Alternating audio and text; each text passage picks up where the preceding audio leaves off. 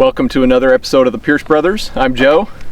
I'm Jake. Today we're going to be doing a comparison video on the B&T GHM9 versus the CZ Scorpion. So to start, we're going to do a controllability test. We're just going to do a mag dump. We've got a target right here behind the camera. Camera's on a tripod, so we're not shooting at the cameraman. But yeah, we're gonna just do a mag dump and see into the target. Each of us have a target. We'll see how controllable they are, and then we'll dive into some other features and comparisons.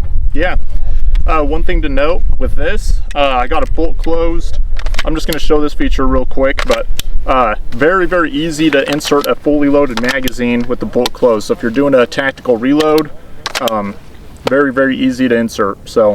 And the B&T is easier than an AR, but quite a bit more difficult. You got to get a lot more force on there. So still easier than an AR, but kind of between the CZ and an AR. So let's do a mag dump.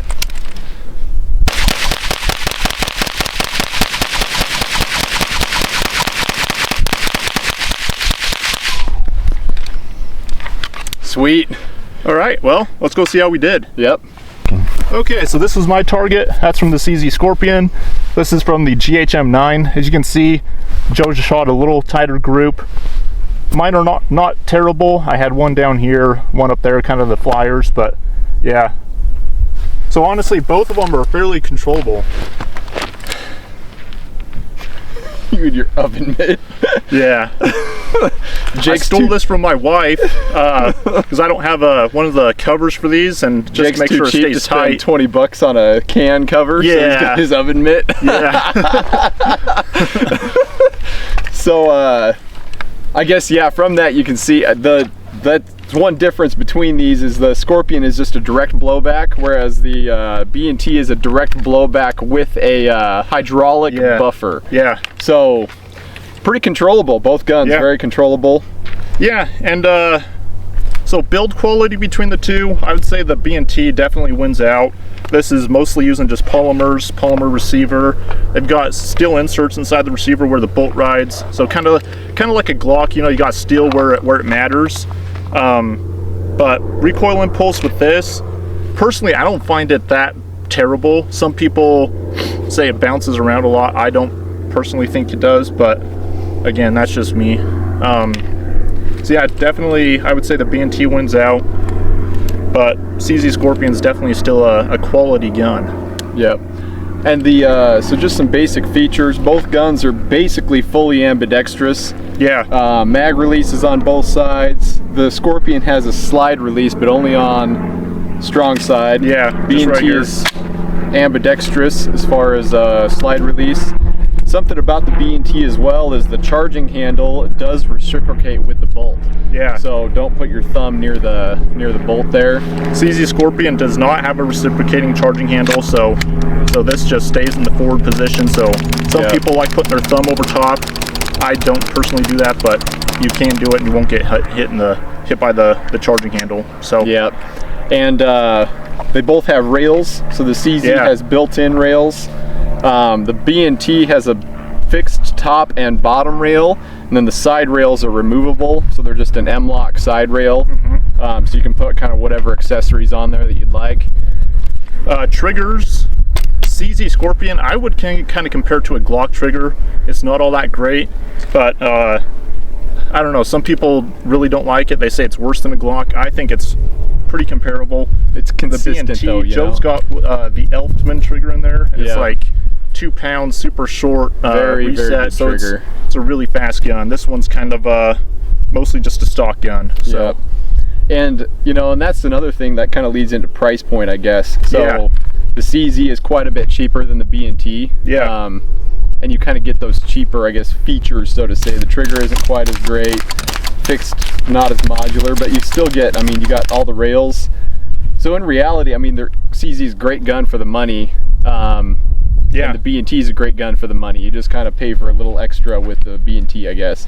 Well, the CZ, I think most of them still ship with iron sights. This is an early one from like 2016, I think, is when this one was made, and they were shipping them with these really good steel sights here. They have adjustable apertures here that just rotate. which is nice. Which the is really B&T nice. Yeah. does not have any sights out of the box. The charging handle on the CZ, you can switch to the other side. So same with the B&T. Same, yeah. Let's see, reliability. I've got over 3,000 rounds to this gun now, or at least between me, my brothers, my friend Mr. Peacock.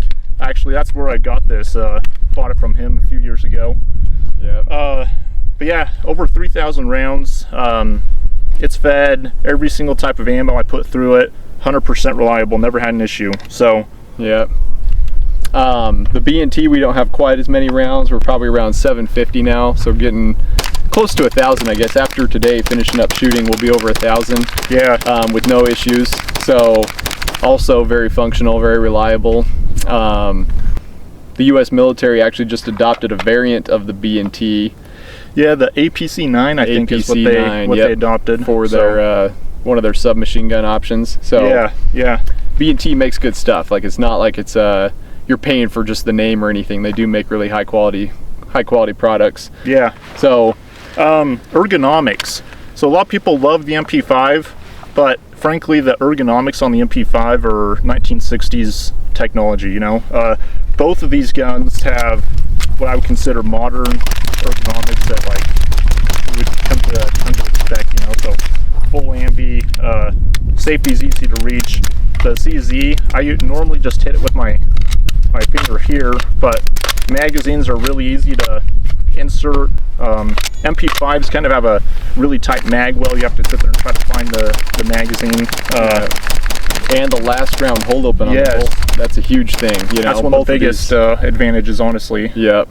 Yeah, because an MP5 is great. They're super fun, very smooth, easy shooting. Yeah. They just don't have that last round hold open, and they're pretty hard to load with a full magazine. So, yeah. So if you're doing a tactical reload with an MP5, trying to insert a fully loaded magazine without actually just racking the bolt back and locking it back, it can be pretty difficult. So. Yeah. And in that note, the CZ has a similar style charging handle set up to an MP5. So you bring it back and lock it back. Could slap it if you want. You know, some people so you do. Can still do that classic, the classic MP5 HK slap. Yeah. Size-wise, both these guns are pretty comparable. Very comparable. Yeah. Pretty much the same. This has a side-folding brace. Joe's has a collapsible brace, but they're both honestly pretty comparable in size. Yeah, very comparable. So they do make compact versions of the Scorpion, so you can get them smaller if you want. Yeah. So those muzzle device. Oh yeah, muzzle. So that comes threaded with the tri-lug. With the tri-lug built into the barrel. This is just threaded. So just threaded. Yeah. They do have adapters. If you want to buy one of those and do like a tri-lug, you can do that. So. Yep. Aftermarket. I would say the CZ Scorpion definitely has a better aftermarket. Yeah, all types of different magazines, triggers, stocks, fore ends. You name it, they've got it. very. It's been a very popular gun and has a very strong aftermarket support for it. So magazines are both pretty comparable, standard capacity, you know. So. Yeah, you can get the magazines though for the CZ way cheaper. Yeah. So those Magpul versions are like less than 20 bucks, whereas a B&T mag will run you 50, 60 bucks depending on where you get it from. So with the B&Ts, they also have other options though. So if you want to swap out the lowers, you can run Glock mags and yep. That is a nice feature. Yeah, it is. There's something else I was going to mention. Oh, the grip on the B&T is interchangeable with any AR-15 grip. So I've just got a B5 Systems grip on there, but you can swap that out with any AR-15 grip out there that you like. So yeah, this one, when I bought it from my friend, he'd already swapped out the grip because the factory CZ grips are honestly not all that great. This one's definitely better. I'm not even sure who made this one, but yeah. All right. So the model here of the B&T that I've got is the enhanced GHM9. A GHM stands for grasshopper mouse. Yeah, the grasshopper mouse is like a vicious little mouse thing. In the desert. Yeah, in the desert, and they eat scorpions, among other things.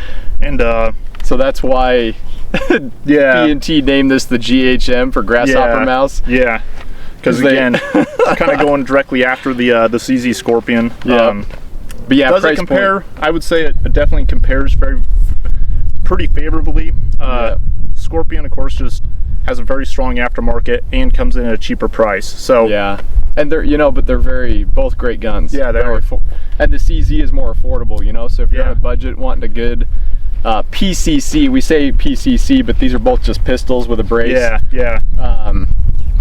So they're not carbines, but yeah. We're gonna shoot a couple mags, and then at the end we're gonna show the brass piles, because we're gonna stand in the same spots for these mags, and you'll see the difference in how much the brass is spread out. The Scorpion has a much tighter group than the B&T does.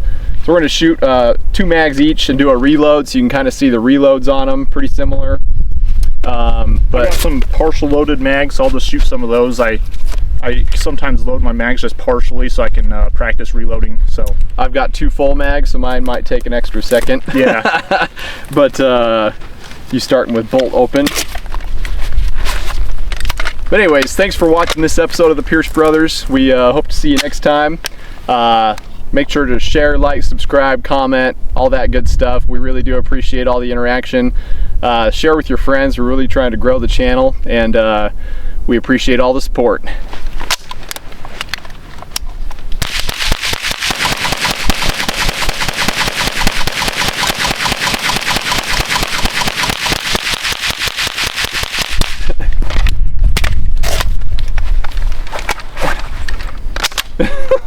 I feel like I'm reloading.